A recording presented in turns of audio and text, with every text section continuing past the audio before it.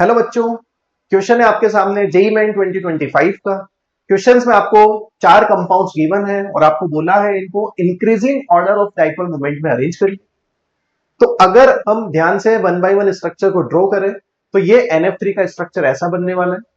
Dipole का concept बोलता है कि नाइट्रोजन और फ्लोरीन में ज्यादा इलेक्ट्रोनेगेटिविटी फ्लोरीन की है, तो बॉन्ड मोमेंट का डायरेक्शन फ्लोरीन की तरफ होने वाला है।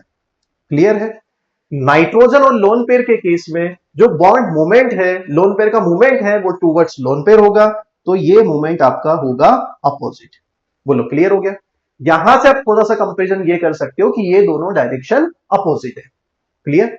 सेकंड, हम H2S को बारे में चेक करना चाहते हैं, तो S और लोन पेयर के केस में डायरेक्शन कहां जाएगी? अपवर्ड डायरेक्शन में। और H और S में ज्यादा इलेक्ट्रोनेगेटिविटी S की होती है, तो ये डायरेक्शन भी जाएगी अपवर्ड। तो अब आप इन दोनों से एक आइडिया लगा दो कि यहां पे दोनों क्वांटिटी अपोजिट है, यहां पे दोनों वेक्टर क्वांटिटी सेम डायरेक्शन में, तो कहीं ना कहीं H2S का डाइपोल मोमेंट ज्यादा होगा, NF3 का डाइपोल मोमेंट कम होगा।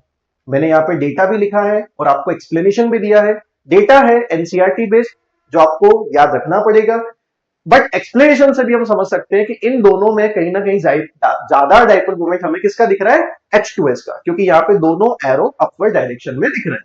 क्लियर हो गई बात? HBr का डाइपोल मोमेंट एनसीईआरटी का डेटा बोलता है कि 0.79 डिवाइड होता है। क्लोरोफॉर्म के केस में आप चेक करोगे तो आप बोलोगे कि कार्बन और क्लोरीन में ज्यादा इलेक्ट्रोनेगेटिविटी किसकी होती है? क्लोरीन की, तो डायरेक्शन आ जाएगी बॉटम साइड की तरफ।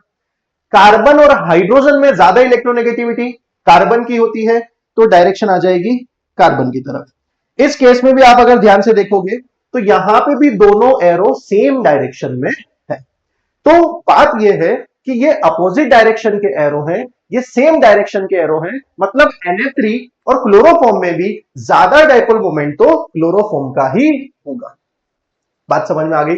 एनसीईआरटी के डेटा मैंने यहां पे लिखा हुआ है, उस बेस पे अगर हम फाइनल आंसर बनाए तो सबसे ज्यादा डाइपोल मोमेंट 1.04 डिवाइड क्लोरोफॉर्म का हमें मिलेगा। उसके बाद डाइपोल मोमेंट H2S का 0.95 डिवाइड है, उससे लीस्ट HBr का 0.79 डिवाइड है, और सबसे लीस्ट डाइपोल मोमेंट NF3 का होगा जो 0.24 डिवाइड होता है।